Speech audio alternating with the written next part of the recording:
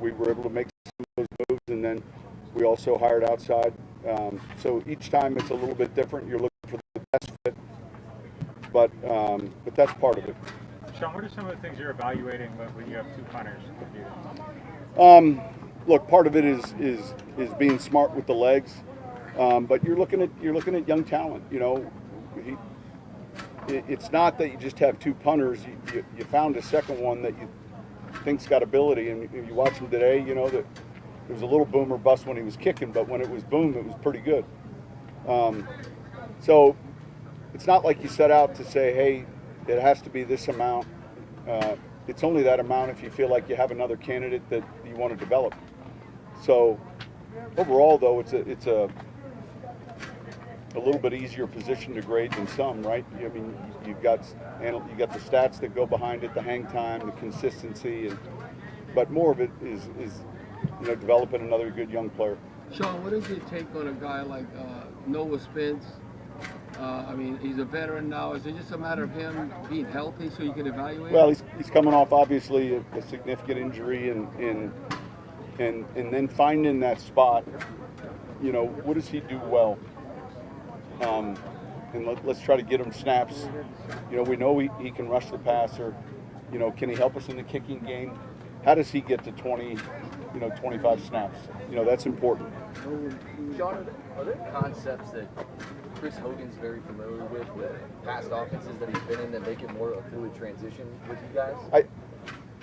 I can't speak for the past offenses. Obviously, I'm familiar with his role in New England, but I think the smooth transition comes with his football IQ and experience.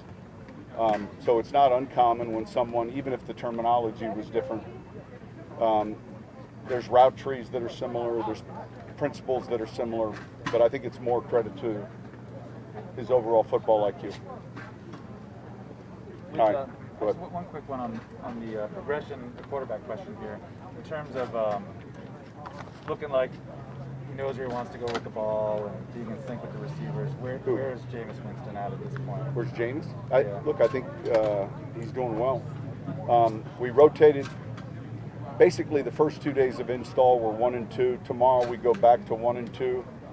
We'll flip the rotation. So a lot of it's install driven. But yeah, I think he's familiar with what we're doing, and we'll keep evaluating each day, and not just with him, with all those guys. All right, thanks.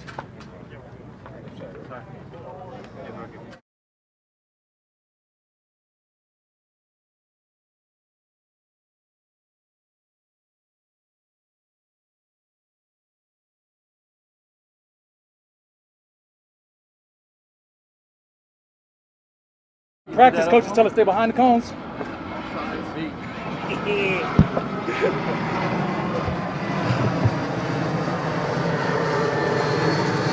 We are still in COVID protocols. There's the Delta variant out. All right.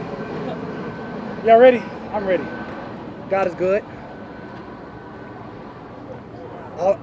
All the time. Okay. It's clearly not church people. All right. Let's start with a teammate question, if that's okay. So I think one of the storylines obviously is with Hendrickson gone, where's that production going to be made of? And I know there's been a lot of expectation on Marcus Davenport since he was a number one pick. You've gotten to know him pretty well, and it's a big year for him, right? I mean, where do you see his progress? What do you mean? This is year 4. Yeah. I told you guys early on, I think in OTAs, I said this is the year for him to turn the corner. This is the year for him to show out and show everything that he's accumulated the last 3 seasons. He's been plagued with some minor injuries that have kept him in and out of games, but the games he has played, he's shown great flashes. Now we need those flashes to be consistent. When we talk about being where we want to be, it takes a tandem. It takes, defensive ends, left and right, to complete this thing. I think he's going to be just fine. I'm more aware of what we need to rally in terms of our interior line. We lost, Big Malcolm Brown. I think Sheldon Rankin's departure is going to be hard to replace, but we have young Roach. We've got Shy Tuttle. I think as a defensive line as a whole, I think we have enough to be a consistent force on our defense. And I think with the standards that we've had in our defense is a high one. Oh, yeah. The shimmy is going to be hard to replace. The shimmy is going to be hard to replace. No doubt. I would say everybody love a good Sheldon Rankin. Look, my shoulders don't even ain't even as smooth as his is. But you can't wish him nothing but the best in what he does. But we got to keep on moving. I think David Onyemata is a force to be reckoned with, and I think that Roach and Shai Tuttle can develop into something. I'm excited to see what the rest of our D-line can do because we deep this year. I don't know if you saw. We like 16 D-linemen deep. I don't know if we've ever had this kind of depth before. Perfect time. Any questions? That was it? What is the mindset in that room right now? Just knowing that David's going to be up the first 6 weeks. It is day 2 of training camp. We are trying to get better at a rapid pace. I'll worry about that probably as we get closer to season or whatever that case may be. I don't know the full standing valuations on whatever David's got going on. I do know as a defensive line room, we're focused on each and every rep that we take the field. So with who knows how many training camp sessions ahead of us, we still got to put on pads. Once we put on pads, once we see some live bullets in terms of preseason games, we'll be able to better assess where we are. Well, I guess what I was asking is, like, is there a sense for guys there's like an opportunity in front of them to go out and play and make an impact? I think with the departures of guys like Sheldon Rankins and Malcolm Brown, there was opportunities there. I do think that, again, we have guys who've seen playing time but can step up this year and be a reckoning force. I think as a defensive line, we have enough depth in our defensive line room where we have the ability to find our best fits for our defense. It looked like you were a little dialed back today. Was it just planned day rest or? I have no idea. It's day 2 of being in some sort of helmeted situation. I'm super excited just to take the field, and if in whatever capacity it may be, cheerleading as it may look like, I will be trying to help better my teammates. If I can't do anything, I'm gonna sharpen the iron that we have in house. What have you seen from Payton Turner so far? Rookie first 2 training camp, right? Man, I think he has a good motor. I think he has the intangibles, if you shall. I think he has a great mindset of what he wants to do and take the field. Again, as we get pads on, as we go through this training camp, I'll be better able to evaluate how he's going. But it's not my job to evaluate. My job is to get us better, be the best that I can be, so the next person can be the best that they can be. Are your kids still confusing him with Marcus? I mean, it was a one-time event. Maybe if we have a couple more dinners, I'm sure it'll happen again. But I think that, again, I'm liking what I see. You just got to buy you those dinners, right? No doubt. I'll say he's going to do that eventually. It's going to be him. Cam, is this year starting to head up? Are you starting to feel like the older guy in the locker room? No, not yet. I still got Malcolm Jenkins. As long as there's some old people, I still got offensive linemen around me. As long as there's older, slower people, I'm going to be just fine. Not Malcolm, more like the offensive lineman. Who's your new locker mate now that's home? I have no idea.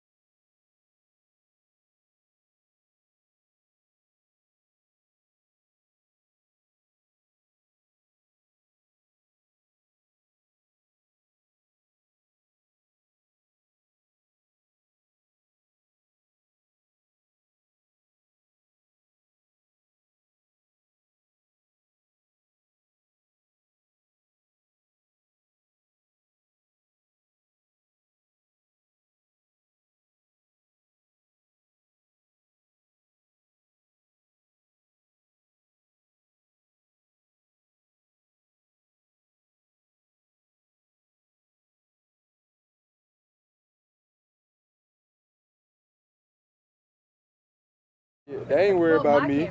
My camera They ain't worried about no linemen anyway, so it's cool. No interior linemen. Well, Malcolm, just kind of thoughts on year 2, and what are your goals for the season coming into it? Goals for this year just to get better every day. Just coming out here, working with D-line, getting better, and just being able to make an impact this year.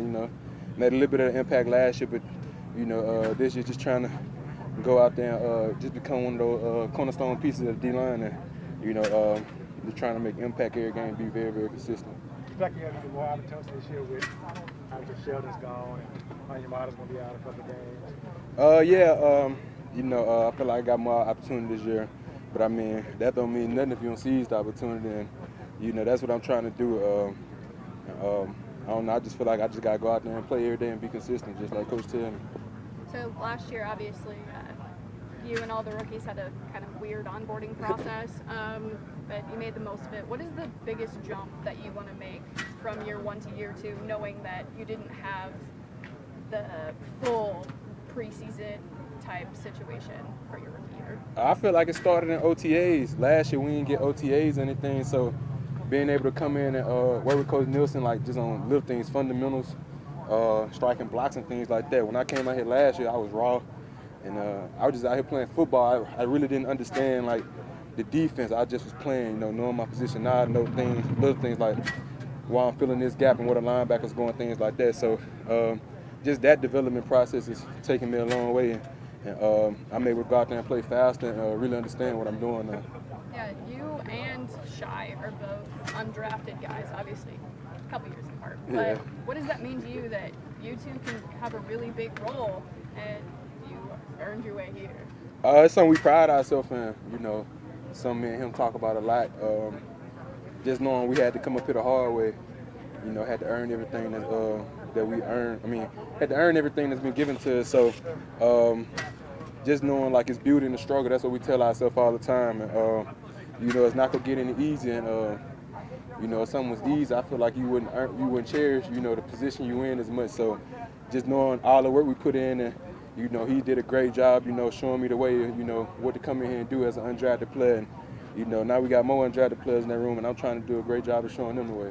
Yeah, that was my follow-up question. Just knowing the way that you came, do you have a soft spot for those guys too? I always have a soft spot for a young guy coming in because the way the guys treated me last year, they brought me in like family. So that's the only way I know how to do this thing. So just making sure those guys come in and just know that they welcome here, and just know that we go work, we go compete, and just know that you got to earn everything that's given. Are you working at both spots, or are they just looking at you at one? Right now I'm just playing nose, but ain't no telling this training camp I might be playing safety. You never know. Let me quit playing. Hey man, I got a non-Saints question. What are your thoughts about Texas coming to the SEC? It's gonna earn the SEC a lot of money, but other than that, I feel like we gonna be good. We gonna be able to get, even more recruits. We already was probably able to get any recruit we wanted, but we gonna be able to get any more recruits. That's another recruiting pitch for us, and it's a big jump. We got to go out there and play ball, and I feel like we're gonna do that. Hey, what was this experience like? You just playing close to home, just getting a chance to play close to home. What was that like this season? It was fun, because I went away for college, so being able to come back home, I'm an hour away. My mom able to come up here and cook for me sometimes, things like that, and they able to come to all my games, and my mom came to all my games in college, but like even more, my family able to come see me play. So it's a great experience, and I just playing for the Saints. I go out there with a different type of passion because this is my hometown, and this is something I grew up thinking about all my life. So I just go out there with a different type of pride because this me. I'm Louisiana through and through, and I'm representing my blood, and my heritage and everything. So I'm going out there and giving it my all. What's your mom's best meal? My mom's best meal, probably some smothered pork chops. She do a good job on them. Yeah, there's a lot of guys with a local flair on the roster. You didn't go to college here, but you're from here. Some Tulane guys, UL guys, Will Clapp holding it down for LSU. Yeah. You ever talk about that with anybody? Just Yeah. There's a lot of Louisiana faces here? Yeah, we talk about it. I remember me and Cam Tom used to talk about it a lot. He went to Catholic High. He was from Baton Rouge. So, but we talk about, just being here. being able to be blessed enough to come back home and play for your hometown team. It's just like we say, it's things we grow up thinking about all our life, and being able to come back do it, it's a blessing. Malcolm, how different is the meeting room not having veterans like Sheldon Rankins, Malcolm Brown, and there now you and Shai Toto, obviously David Onyemata being the leader, but he's not going to be available the first 6 games. Did you and Shai maybe talk about a lot of responsibility be on your shoulders? Yeah, we talked about it. We just talked about we got to approach this year with a different mindset.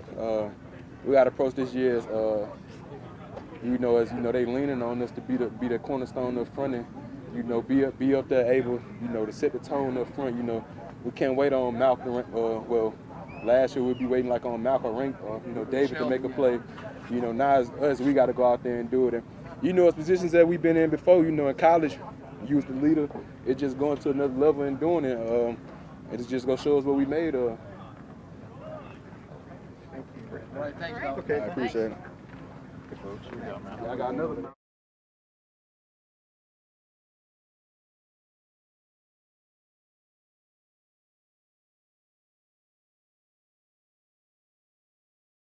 Hello. Hello. Malcolm, all the teams you've played on, how different, when you look at the turnover, that, you even look last year, or even, no one's won more games than the Saints the last 4 seasons. It was hard to make this team, but now, boy, it seems like a lot of wide open competition. Just compare maybe to past teams that you've been involved with, and maybe having a lot of responsibility to young guys to step up. Yeah, I think every team, every year, you're going to have a significant amount of turnover, and you're fortunate if you don't. So I don't think the situation that we're in is unique at all. I think when you look at, especially on the defensive side, some of the guys that we're missing, the guys who step into those roles are veterans who played a lot of ball in this league that we have complete faith in. But like to your point, there's still a great opportunity now for younger guys to compete and have an opportunity to get on the field, and that competition breeds excellence. So right now the biggest thing is how do we encourage and light a flame under that competition to really have not only the veterans step up and play quality ball, but have those young guys push and see how we put the best 11 on the field. So, to me, I see it as a great opportunity for us to really elevate the foundation that we've already established with the veterans we have on the team. How have you been able to see some of these younger guys transition in? Do you see the hunger on the field from them, wanting to compete? Yeah, it's still very early. We still haven't put on pads yet. So what we're doing right now is really just kind of getting our feet wet and stretching our legs a little bit. But as we go throughout training camp, that competition level is going to go up. The expectation level is going to go up. And I think it starts from the veterans and the captains on the team being able to set the tone of what competition looks like and what we expect from not only each veteran that steps on the field, but from every rookie, every young guy. And so that's what we're building right now. And it's a race every day to really raise that bar higher and higher. Now, what's it been like going to a different secondary coach, having a new coach? What's it sort of been like? This might be my 6th or 7th DB coach in my career, so it's nothing new to me. One of the things that I was excited about after we lost AG was, to get around Chris, because I spent some time with him at a Pro Bowl a few years back when he was with Dallas. And, I know he's somebody who knows football, very, energetic, who knows how to lead men. And that's one of the things that we had with AG. With a DB room like we have, with a lot of personality, a lot of youth, a lot of energy, you need somebody who's not only going to be able to coach X's and O's, but be able to lead. And I think we have that, and it's exciting to see somebody who's going to push us every single day, from me, the 13-year veteran, all the way down to the rookie. I really expect – we have high expectations in our room for us to perform. And I think it's good to have Chris Richard there to really elevate the expectation higher than what we have for ourselves. Malcolm, with all the different teammates you had, how would you describe to the fans Chauncey Gardner-Johnson? He's somebody that you love to have on your team. You hate him as an opponent, but he's somebody who has energy every single day. He forces you to compete because he's going to test your pride at every moment of the day, right? And so you want that when you're talking about trying to create an environment of competitiveness, an environment that allows you to be mentally tough. He's one of those guys that's going to train your discipline. He's going to train, how you respond to adversity. And it makes him better because when everybody now gives him his best because they want to shut him up, right? So it's it's one of those things that I love it. It keeps me young. I challenge him every day. We have our own little competitions within the game. But I think when he's on your team, he's going to make people better just by his own personality. Matt, what's it like for you when I guess you're the oldest guy on the team now. You see these guys. I'm not the oldest guy on the team. I played the most years. Patrick Robinson's the oldest guy on the team. But just these younger guys coming in, I mean, you sort of notice like, man, these guys are really young. I think me and Pete Rob was talking about it today. When my rookie year, second year, we were looking at guys like Pearson Prelude and Will Smith and all these guys that were, we saw as old heads, and now we're those old heads. And you do see some of the rookies, stuff is moving fast, the head's spinning a little bit, but it's all part of the process. They'll get their feet wet, they'll get their footing and get to compete when they get some opportunities. The biggest thing is just being an open book, to those young guys when they do have questions, always giving them, some answers, some tips, things I'm seeing. But it's all part of it. What is one of your biggest pieces of advice to, the rookies and you see their heads spinning? I think the biggest thing that, at least that I wish I would have had, was just to be yourself. Understand what you've been, who you are is how you got to this place. Don't come in here and try to be somebody else. Don't shrink yourself to try to fit in with veterans. Do what got you here, and obviously understand that you have a lot to learn, a lot to improve on. But when you step on the grass, it's the same game that you played since Pop 1. Malcolm, all the quarterbacks you played against, like tricks of the trade here, you got Drew Brees last year, Jameis Winston, and you got Taysom. Mm-hmm. Let's talk about the technique, maybe some things you have to do differently depending on the opposing quarterback, who you're competing in practice. Well, I'm not going to give away any tips on my own quarterbacks, but, with somebody like Drew, I learned a lot about playing safety by playing against him, asking him, what are some of the things you're looking at. I can remember trying to disguise coverages and thinking I had a really good disguise, and he makes the throw immediately. And I'm like, what'd you see there? He's like, it had nothing to do with y'all. I was reading the linebackers. And so you get to see, how the entire defense as a puzzle gives information, how you need to be in sync with the entire defense, not just two safeties or a nickel to do coverage. But, each quarterback is different. You got some that are, that'll scramble, so you got to be accountable for that. You got some that can look off and manipulate coverage. You got some that just get rid of the ball quick, that are real cerebral. And the good thing is we played against a variety of those here, in our own building, and that prepares us as we go throughout the season to see different quarterbacks. How big would you say is the challenge when in this camp, when you come in without a clear-cut starter at one cornerback position, and then you might not have the other, depending on NFL decisions? In your experience, is that something that's maybe not as hard to overcome as people think? No, I don't think it is. If we had two injuries, it'd be the same thing. It's a very common thing, in our league to have guys step up. And then when we turn around and look at who we have out there, you see Patrick Robinson has been in the league for 12 years. You don't get it in 12 years, accidentally. Somebody who can play quality reps that we have no worries about. But also, this is where we get to breed who those people are. If this was all happening in week 5 and we didn't have any answers, we got to bring somebody off the street to kind of bring them up to speed, then it'd be an issue. But we've had an off season, an entire training camp, understanding what we're going into. So I don't think it's a challenge at all. You seem to enjoy talking about how many years Patrick Robinson's been in the league. Uh-huh.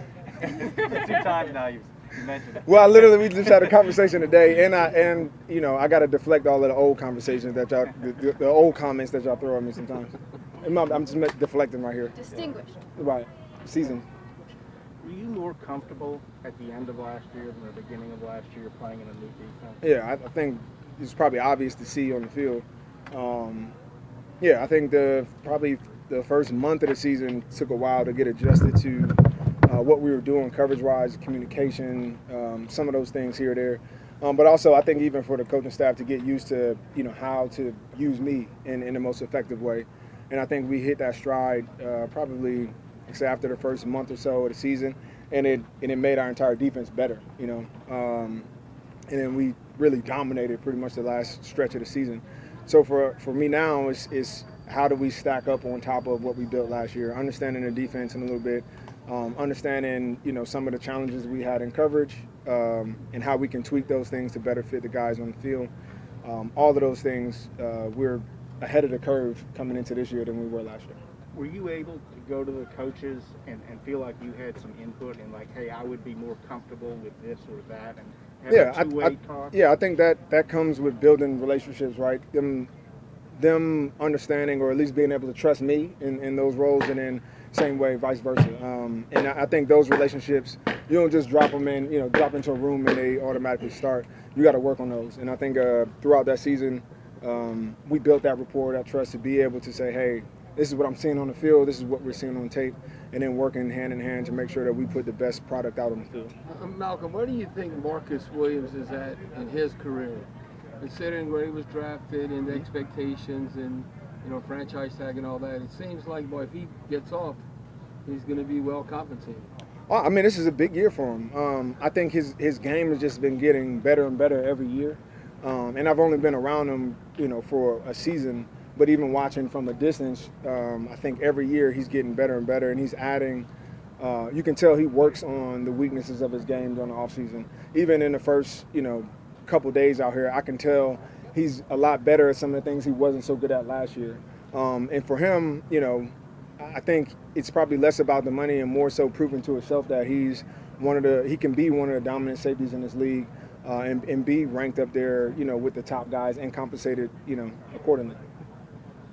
Malcolm, how important this preseason, just as a team overall, is it to have like a positive mindset when it feels like there's potential suspensions and injuries that are happening where you could be without key guys? I mean, is that tough to like cultivate, or how do you try to go about that? No, I think at the end of the day, our goal is to win a championship, and how we get there doesn't matter, right?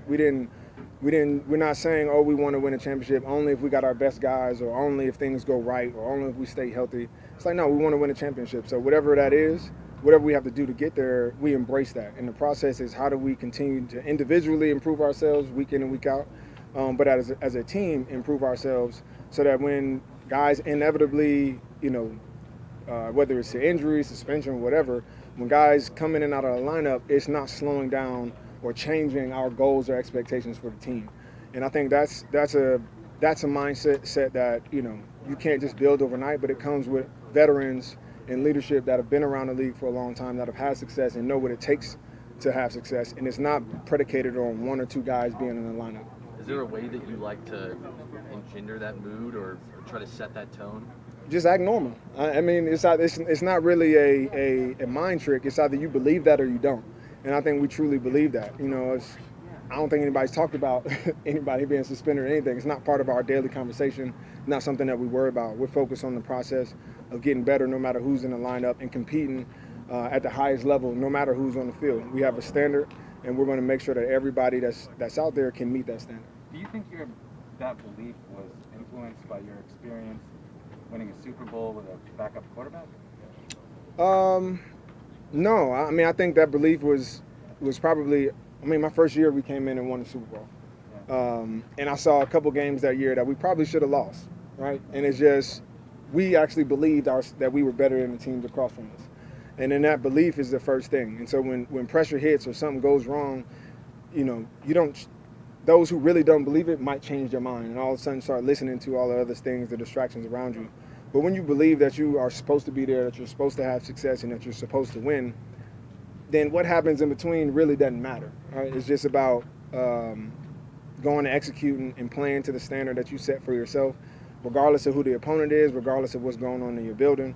And again, that comes with first believing that you're supposed to be successful. But that was a valuable lesson maybe for a lot of people, wasn't it? Because what was it like in Philly when Carson Wentz went blew up? Same thing. I think you had veterans like myself that just said, okay, what does that mean? Like I think we had won probably 11 games at that point. Yeah. Or it's like, so what, do we trash the whole season now? No, nothing changes. Our whole goal was to win the Super Bowl. We just got to figure out how to do it now. It's just a change in strategy. And if you believe in the people, if you believe that the front office is doing what they can do to make sure that they put people in place that can be a backup, that can, fill those roles, and it's not a huge drop-off then if everybody's doing their job and you know you're competing and preparing week in and week out, you know that guys, even if they're not in the lineup, are still preparing like they're going to be, then you have no worries when somebody's not in the lineup. I kind of met in Philly at large after that injury. Do you remember what it was like? Or were you I mean, of course you had the questions, you know. Yeah. You see what everybody else is saying about, oh, it's over with, you know. I think they did a power ranking right after that game, and we weren't in the top 10. The week before, we were like, you know, number 1. So you see it, but the funny thing is, you know, it still never changes your belief. You just understand that it's gonna make the story even better because we know where we're going as a team, and you know, just because they hadn't figured it out yet, doesn't mean it changes what we're doing. Malcolm, I know it's super early, but have you followed Brian Poole at all, like throughout his career? Is there anything that stands out to you about him that you feel like could make him a contributor? I haven't, unfortunately, but and it's still early for me to really, you know, have any real opinions. But, you know, I think for everybody, it's opportunity right now, right, to compete and fight for a spot to actually contribute. So I'm excited to see that unfold. Cool. Appreciate it. No problem.